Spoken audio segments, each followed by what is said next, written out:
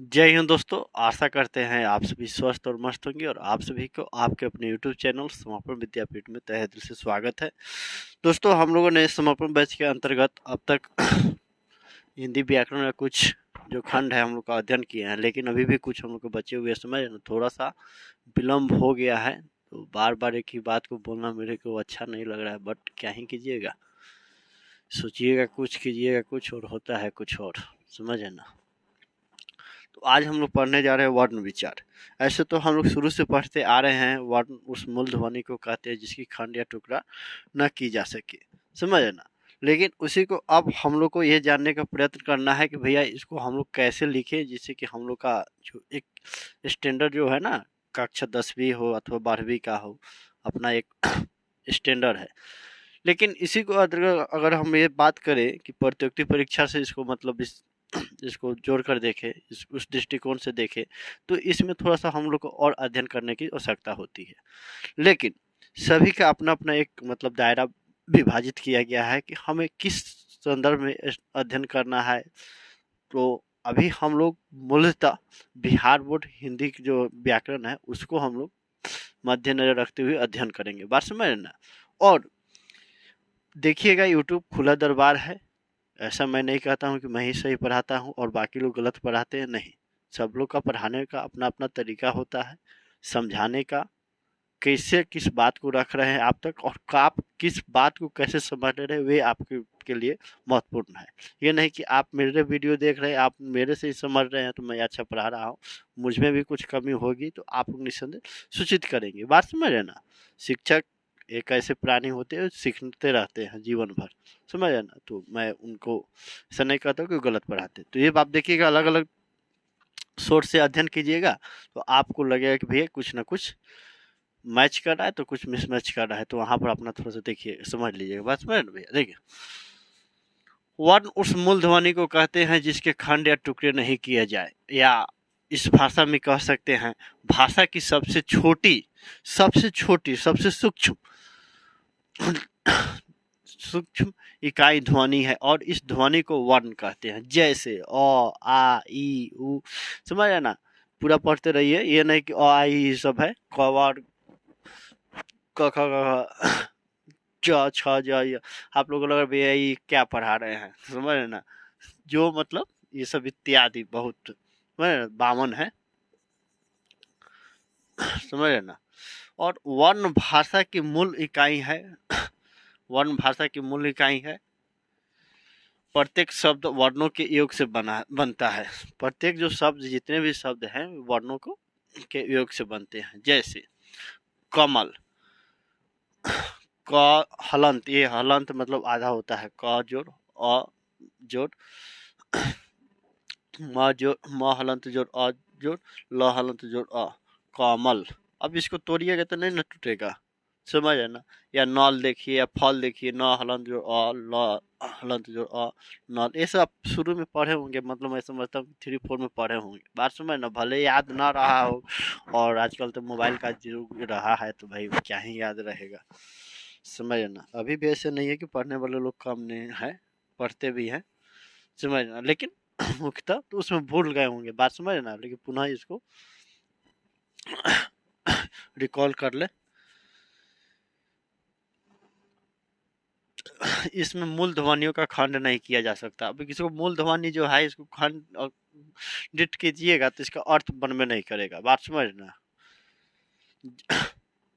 लोग इसको गंगा में कहते थे हिजे करके पढ़ो उच्चारण। मा मजूर मा मा मा पापा काका चाचा दादा नाना, ये सब बचपन में पढ़े होंगे, बात समझना। आ की मात्रा वाले 10 शब्द लिखे, ये सब मिलता था लिखने को। वर्णों के क्रमबद्ध समूह को वर्णमाला कहते हैं। जैसे फूल जोड़ जोड़ कर माला बनता है, उसी तरह वर्ण जोड़कर वर्णमाला बनता है, बात समझ है ना। क्रमबद्ध, समझ है ना। भले गुलाब के फूल में आप गेंदा का फूल लगा के कहे कि हम भी माला को बना लिए, तो उसमें तो आकर्षण वाला एक ही को न रहता है। हिंदी वर्णमाला में 52 वर्ण या ध्वनियां प्रयुक्त होते हैं, या प्रयुक्त होते हैं, समझे ना। वर्ण के दो भेद होते हैं। वर्ण के कितने भेद होते हैं भैया? दो भेद होते हैं, स्वर वर्ण और व्यंजन वर्ण। और इसमें भी आप जाइएगा और अध्ययन करेंगे, हम लोग गहन अध्ययन करेंगे तो इसको में विभाजित और देखिएगा, वर्गीकरण किया गया है। व्यंजन वर्ण 33 है और स्वर वर्ण 11 है, समझे ना। तो ऐसे आप जोड़िएगा तो 4 हो जाएगा और 4 44 को होगा। और उसमें भी अब अंतस्थ वर्ण समझे ना, अयोग्य, ये सब जोड़िएगा, आपको बताया जाएगा, बाउंड पुराया जाएगा, समझे ना। स्वर वर्ण किसे कहते हैं? जिनका उच्चारण स्वतः होता है, जिनका उच्चारण स्वतः होता है उसे स्वर वर्ण कहते हैं। अ आ ई उ, अ आ ई उ उ, ऐ ओ औ अन अह, समझ ना। ये कहीं कहीं देखिएगा, इसको छोड़ कर, इसको दोनों को छोड़कर गिनती करते हैं तो वहाँ पर हो जाता है भैया 11 हो जाता है। कारण क्या है? इसको कहीं पर आप हम लोग गिन लेते हैं अनुस्वार के रूप में और इसको विसर्ग के रूप में गिन लेते हैं, तो इसलिए थोड़ा सा 11 हो जाता है, बात समझ आ। लेकिन कहीं कहीं इसको साथ में लेकर गिना जाता है। तो इसका आप लोग स्क्रीनशॉट ले ले भैया, समझ है ना, और समझने का प्रयत्न करें। देखिए भैया, अब हम लोग जानेंगे स्वर वर्ण के भेद कितने हैं, समझ ना। तो स्वर वर्ण के भी 3 भेद होते हैं, समझ ना। हर्ष स्वर, दीर्घ स्वर, परोक्ष स्वर।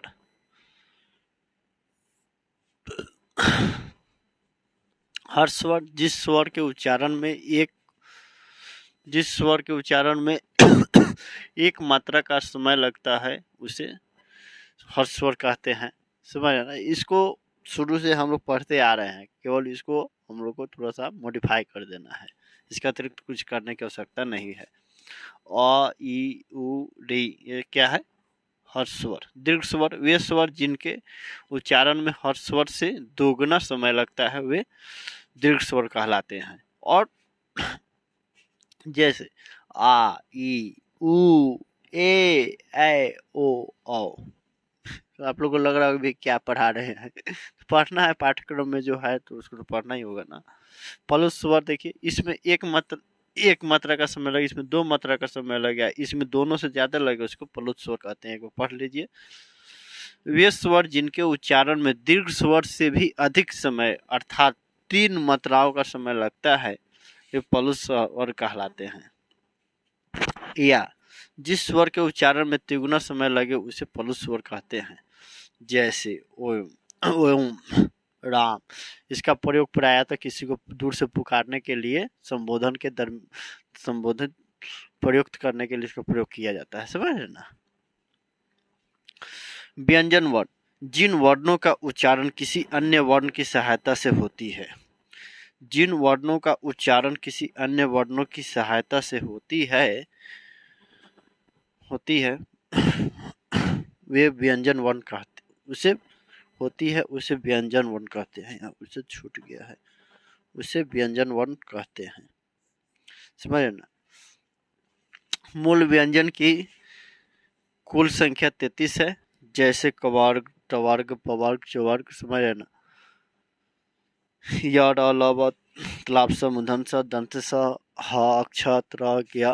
इसको हम लोग आगे देखते हैं, इसका स्क्रीनशॉट ले लीजिएगा भैया, समझ ना। थोड़ा सा रिकॉल कीजिए।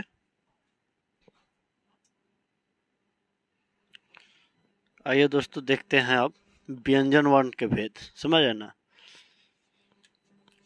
स्पर्श व्यंजन, अंतस्थ व्यंजन, उष्म व्यंजन, संयुक्त व्यंजन, 4 भेद होते हैं व्यंजन वर्ण के। जैसे स्वर के 3 भेद होते थे ना, उसी प्रकार व्यंजन के भेद होते हैं। अब बात रही कि स्पर्श व्यंजन किसे कहते हैं। स्पर्श मतलब होता है भैया किसी चीज को छूना, उसे अर्थात जिन व्यंजनों का उच्चारण करते समय जीभ मुंह के किसी भाग अर्थात कंठ, तालु, मूर्धा, दांत अथवा ओठ को स्पर्श करती है उसे स्पर्श व्यंजन कहते हैं। स्पर्श मतलब भैया छूना, चूना नहीं, छूना। और इसका उदाहरण होंगे कवर्ग। कवर्ग का मतलब क्या हो गया भैया, क से लेकर अंग तक, क ख ग घ अंग। उसी प्रकार चवर्ग का मतलब च से यहाँ तक, समझ रहे ना। टवर्ग ट से ढान और न तक, न तक, पवर्ग म तक। तो कवर्ग का उच्चारण स्थान क्या होगा भैया, कंठ। चवर्ग का तालु, ट्वर्ग का मूर्धया, त्वर्ग का दंत और पवर्ग का ओष्ठ इत्यादि। इस सभी के उच्चारण जीभ के अग्रभाग, अग्र मतलब बाहर को स्पर्श से होता है। अंतस्थ, अंत का मतलब होता है भैया भीतर, समझ है ना। तस्ट व्यंजन, जिन वर्णों के उच्चारण के समय, जिन वर्णों के उच्चारण के समय, उच्चारण के समय जो व्यंजन मुंह के भीतर ही रहे, मुंह के भीतर ही रहे, उन्हें अंतस्थ व्यंजन कहते हैं। जैसे या, र, या, र, ल, व, समझ है ना। नोट, इन्हें स्वर व्यंजन, इन्हें स्वर तथा व्यंजन के बीच स्थित माना जाता है।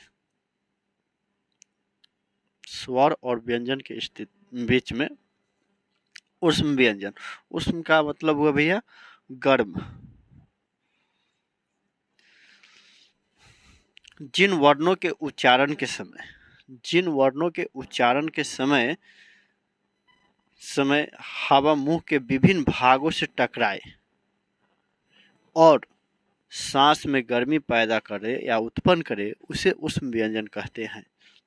जैसे तलाप स, मूर्धन स, दंते स, ह, समझ है ना। सब क्या हो गए, सभी उष्म व्यंजन के उदाहरण है और सभी का उच्चारण घर्षण के उपरांत उष्म आयु निष्कासन से होता है। और चौथा है हम लोग का संयुक्त व्यंजन। संयुक्त मतलब क्या हुआ, मिश्रित, मिलकर बना हुआ। उसका कोई सिंगल में मतलब अपने खुद का अस्तित्व नहीं है, किसी दूसरे के साथ गठबंधन वाला, सरकार वाला बात हो गई। बात समझे तरह ना भैया। संयुक्त वर्ण अक्ष, त्र, ज्ञ तथा स्र संयुक्त वर्ण कहलाते हैं। ये व्यंजन के मेल से बने होते हैं प्राय। जैसे क हलंत जोड़ स, तलाब स है, दंठे स है, क्या हो गया, अक्ष, त्र, त हलंत जोड़ र, त्र, ज्ञ, ज जोड़ य, ज्ञ, स जोड़ र, स हलंत जोड़ र। इसको हलंत पढ़िएगा भैया, इसका मतलब क्या हुआ, अधूरा, आधा, समझे ना। र होता है। ये सब कभी कभी देखिएगा, ये जो है ना हमारे मोबाइल वोबाइल में जो है ना चैटिंग वुटिंग जैसे हिंदी में करते हैं शुद्ध हिंदी में, तो उसका सेक्शन नहीं रहता है, तो वहाँ पर हलंत का सहयोग लेकर उसको जोड़ दिया जाता है, तो फिर आपका लिख सकते हैं। बात समझ ना, ये होता है। आजकल तो भाई इंग्लिश का है, जो बोल दीजिए शॉर्टकट व्हाट्सअप लैंग्वेज अपना अलग होता है। GM for good morning, GE for मतलब good evening, GA good afternoon, G है वो तो गजब लिख देता है, G90, G90 good night, same to you, STU। हम शुरू में समझ रहे थे कि कौन सा केमिकल फार्मूला लिख दिया, STU, S2S, STU, समझे। फिर धीरे धीरे पता चला सेम टू यू। देखिए इसको स्क्रीनशॉट ले लीजिए भैया।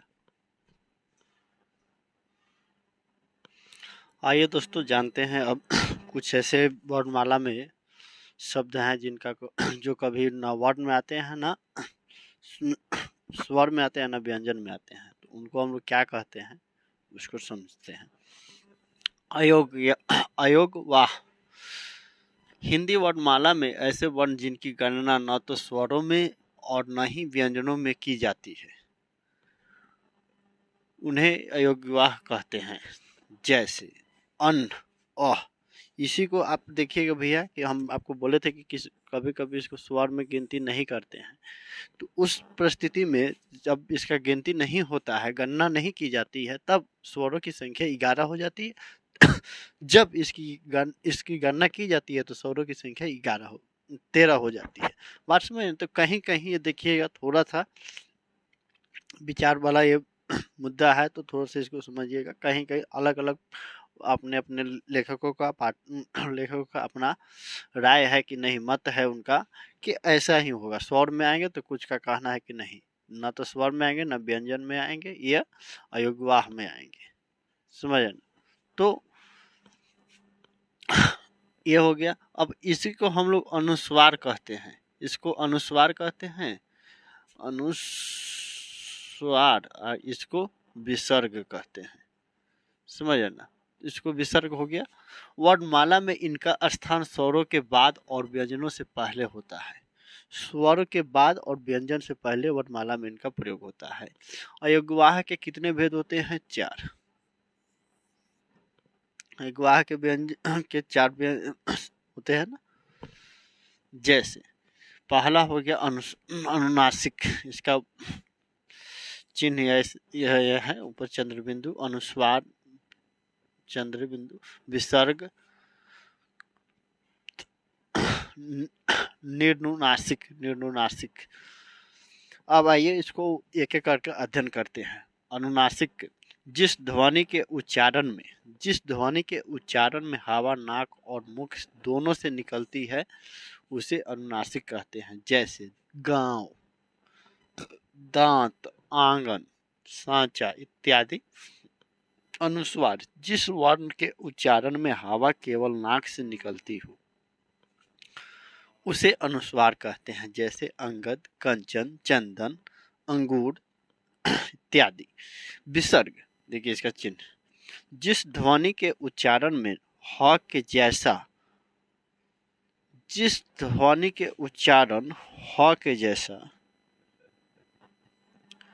के जैसा होता है उसे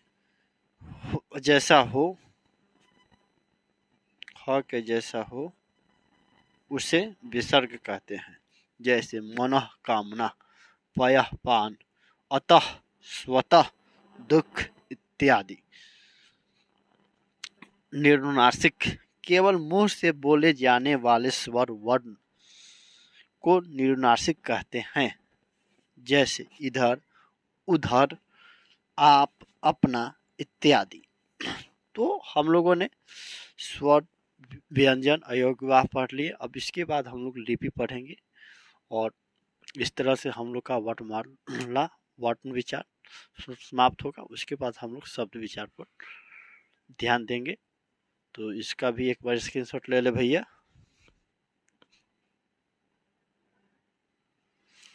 चलिए भैया, अब हम लोग मंजिल के बहुत करीब है, अर्थात हम लोग वर्ण विचार पूर्णतः करने वाले हैं। एक बार लिपि का हम लोग अध्ययन कर ले। लिपि हम लोग शुरू से पढ़ते आ रहे हैं, इसमें कोई नया किंतु परंतु वाला बात इसमें नहीं अतिरिक्त कि हाँ भैया आप जो पढ़े थे और उसकी परिभाषा यहाँ पर बदल गया, नहीं, वही है।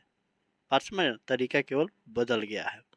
देखिए, लिपि किसी भी भाषा को लिखने के लिए जिन चिन्हों का प्रयोग किया जाता है उसे लिपि कहा जाता है। अर्थात किसी भाषा के लिखने का ढंग या लिखावट को लिपि कहते हैं। बात समझ ना?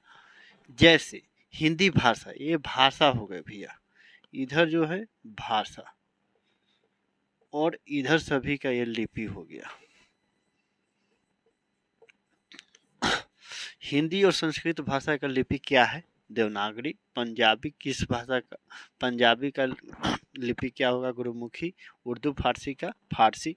अरबी का अरबी होगा। अब बांग्ला का बांग्ला होगा। दोनों का देखिए एक जैसा ही है, जो भाषा है उसका सेम हूबहू उसका क्या भैया बोलते हैं? देवनागरी है। अंग्रेजी, जर्मन, फ्रेंच, स्पेनिश का रोमन देवनागरी है। और इसमें विशेषतः ध्यान देने वाली बात है, संसार की अधिकतम लिपियां बाएं से दाएं लिखी जाती है। बाएं से दाएं लिखी जाती है। फारसी लिपि दाएं से बाएं लिखी जाती है। कौन सा लिपि दाएं से बाएं लिखी जाती है प्रश्न आपसे पूछा जा सकता है, तो वहां पर आप फारसी लिख सकते हैं। चीनी जापानी लिपि ऊपर से नीचे लिखे जाते हैं। और चीनी जापानी कौन सा भाषा ऊपर से नीचे लिखी जाती है? अर्थात तो वहां पर उत्तर होगा भैया चीनी जापानी, इस तरह के आपको प्रश्न जो ऑब्जेक्टिव क्वेश्चन में आते हैं तो उसका आप लोग हल कीजिएगा। और मैं समझता हूँ कि आपको वर्ण विचार से संबंधित सभी प्रश्नों का समाधान करने में किसी भी प्रकार का समस्या ना हो, ऐसी मैं कामना करता हूँ। बाकी आप नहीं समझे किसी भी प्रकार का, यहाँ पर लगा कि भैया यहाँ पर ऐसे न ऐसा हो, तो वहाँ पर आप लोग निस्संदेह मुझे सूचित करेंगे ताकि यथाशीघ्र यथासंभव सुधार किया जा सके।